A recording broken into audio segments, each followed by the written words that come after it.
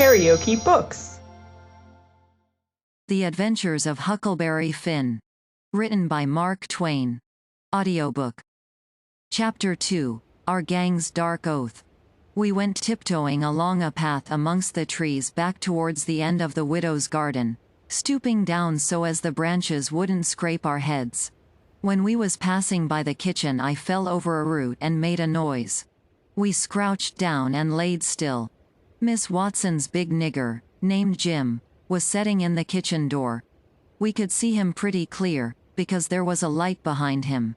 He got up and stretched his neck out about a minute, listening. Then he says, "Who da?" He listened some more. Then he come tiptoeing down and stood right between us. We could a touched him, nearly. Well, likely it was minutes and minutes that there warn't a sound, and we all there so close together. There was a place on my ankle that got to itching, but I dasn't scratch it. And then my ear begun to itch, and next my back, right between my shoulders. Seemed like I'd die if I couldn't scratch. Well, I've noticed that thing plenty times since. If you are with the quality, or at a funeral, or trying to go to sleep when you ain't sleepy, if you are anywheres where it won't do for you to scratch, why you will itch all over in upwards of 1,000 places.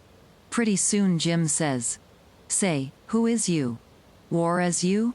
Dog my cats if I didn't hear somefin'. Well, I know what I's gwine to do. I's gwine to set down here and listen till I hears it agin." So he set down on the ground betwixt me and Tom. He leaned his back up against a tree, and stretched his legs out till one of them most touched one of mine. My nose begun to itch. It itched till the tears come into my eyes. But I dasn't scratch.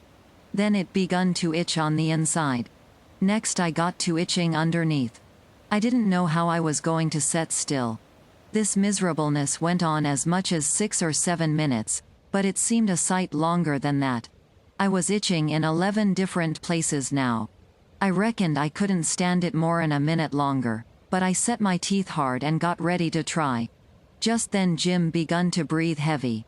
Next he begun to snore, and then I was pretty soon comfortable again. Tom he made a sign to me. Kind of a little noise with his mouth, and we went creeping away on our hands and knees. When we was 10 foot off, Tom whispered to me, and wanted to tie Jim to the tree for fun. But I said no, he might wake and make a disturbance, and then they'd find out I warn't in. Then Tom said he hadn't got candles enough, and he would slip in the kitchen and get some more. I didn't want him to try. I said Jim might wake up and come. But Tom wanted to risk it, so we slid in there and got 3 candles, and Tom laid 5 cents on the table for pay. Then we got out, and I was in a sweat to get away. But nothing would do Tom but he must crawl to where Jim was, on his hands and knees, and play something on him. I waited, and it seemed a good while. Everything was so still and lonesome. As soon as Tom was back we cut along the path, around the garden fence, and by fetched up on the steep top of the hill the other side of the house. Tom said he slipped Jim's hat off of his head and hung it on a limb right over him, and Jim stirred a little, but he didn't wake. Afterwards Jim said the witches bewitched him and put him in a trance, and rode him all over the state, and then set him under the trees again, and hung his hat on a limb to show who done it. And next time Jim told it he said they rode him down to New Orleans, and, after that, every time he told it he spread it more and more, till by and by he said they rode him all over the world, and tired him most to death, and his back was all over saddle boils. Jim was monstrous proud about it, and he got so he wouldn't hardly notice the other niggers. Niggers would come miles to hear Jim tell about it, and he was more looked up to than any nigger in that country. Strange niggers would stand with their mouths open and look him all over, same as if he was a wonder. Niggers is always talking about witches in the dark by the kitchen fire.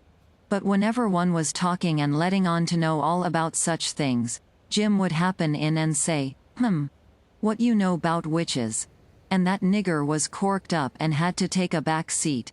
Jim always kept that 5-center piece round his neck with a string, and said it was a charm the devil give to him with his own hands, and told him he could cure anybody with it and fetch witches whenever he wanted to just by saying something to it. But he never told what it was he said to it. Niggers would come from all around there and give Jim anything they had, just for a sight of that 5-center piece, but they wouldn't touch it, because the devil had had his hands on it. Jim was most ruined for a servant, because he got stuck up on account of having seen the devil and been rode by witches. Well, when Tom and me got to the edge of the hilltop, we looked away down into the village and could see 3 or 4 lights twinkling, where there was sick folks, maybe. And the stars over us was sparkling ever so fine. And down by the village was the river, a whole mile broad, and awful still and grand. We went down the hill and found Joe Harper and Ben Rogers, and 2 or 3 more of the boys, hid in the old tan yard. So we unhitched a skiff and pulled down the river 2.5 miles, to the big scar on the hillside, and went ashore. We went to a clump of bushes, and Tom made everybody swear to keep the secret, and then showed them a hole in the hill, right in the thickest part of the bushes. Then we lit the candles, and crawled in on our hands and knees. We went about 200 yards, and then the cave opened up. Tom poked about amongst the passages, and pretty soon ducked under a wall where you wouldn't have noticed that there was a hole. We went along a narrow place and got into a kind of room, all damp and sweaty and cold, and there we stopped. Tom says, "Now, we'll start this band of robbers and call it Tom Sawyer's Gang. Everybody that wants to join has got to take an oath, and write his name in blood." Everybody was willing. So Tom got out a sheet of paper that he had wrote the oath on, and read it.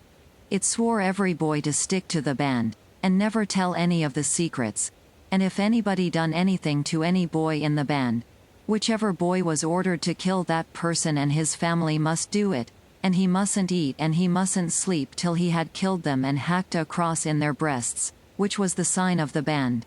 And nobody that didn't belong to the band could use that mark, and if he did he must be sued, and if he done it again he must be killed.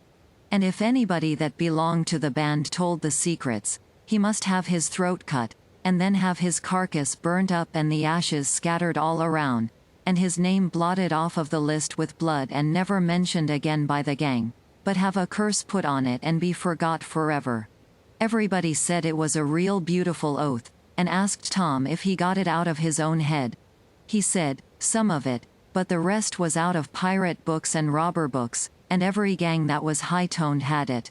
Some thought it would be good to kill the families of boys that told the secrets.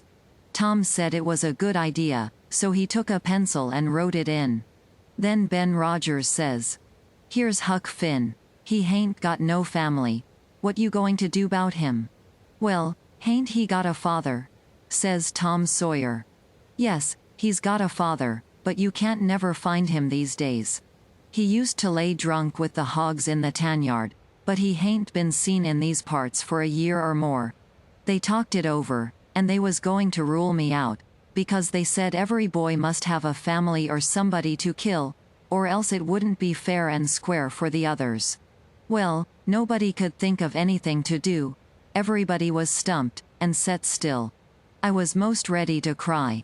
But all at once I thought of a way, and so I offered them Miss Watson. They could kill her. Everybody said, 'Oh, she'll do. That's all right. Huck can come in.' Then they all stuck a pin in their fingers to get blood to sign with, and I made my mark on the paper. 'Now,' says Ben Rogers, 'what's the line of business of this gang?' 'Nothing, only robbery and murder,' Tom said. 'But who are we going to rob? Houses, or cattle, or stuff?' 'Stealing cattle and such things ain't robbery, it's burglary,' says Tom Sawyer.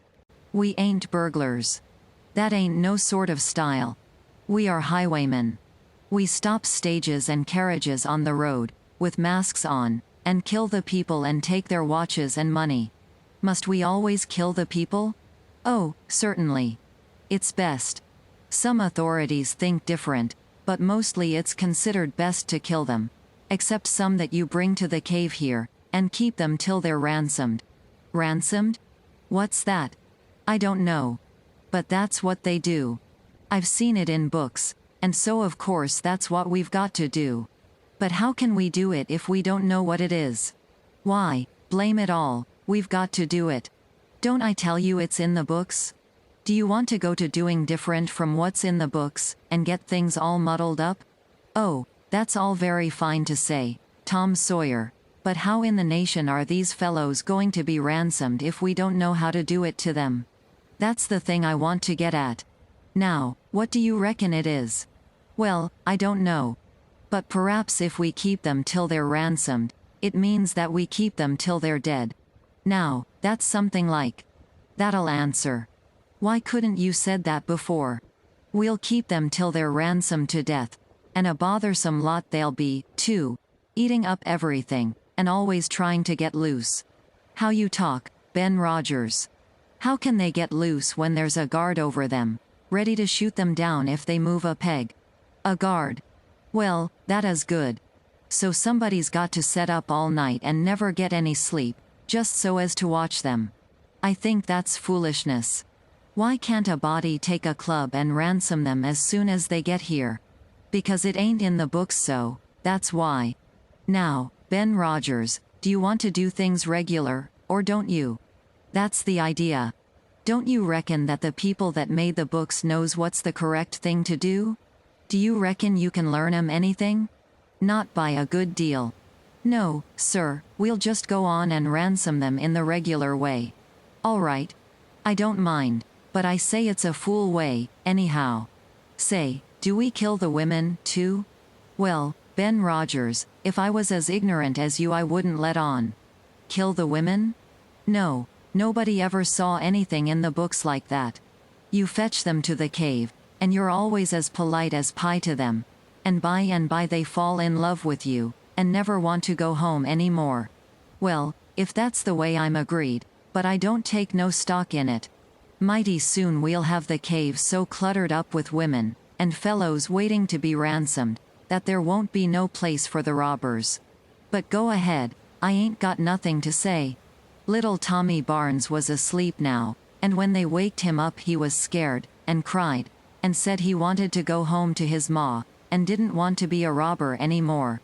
So they all made fun of him, and called him Cry Baby, and that made him mad, and he said he would go straight and tell all the secrets. But Tom give him 5 cents to keep quiet, and said we would all go home and meet next week, and rob somebody and kill some people. Ben Rogers said he couldn't get out much, only Sundays, and so he wanted to begin next Sunday. But all the boys said it would be wicked to do it on Sunday, and that settled the thing. They agreed to get together and fix a day as soon as they could, and then we elected Tom Sawyer first captain and Joe Harper second captain of the gang, and so started home. I clumb up the shed and crept into my window just before day was breaking. My new clothes was all greased up and clayey, and I was dog-tired. Karaoke Books.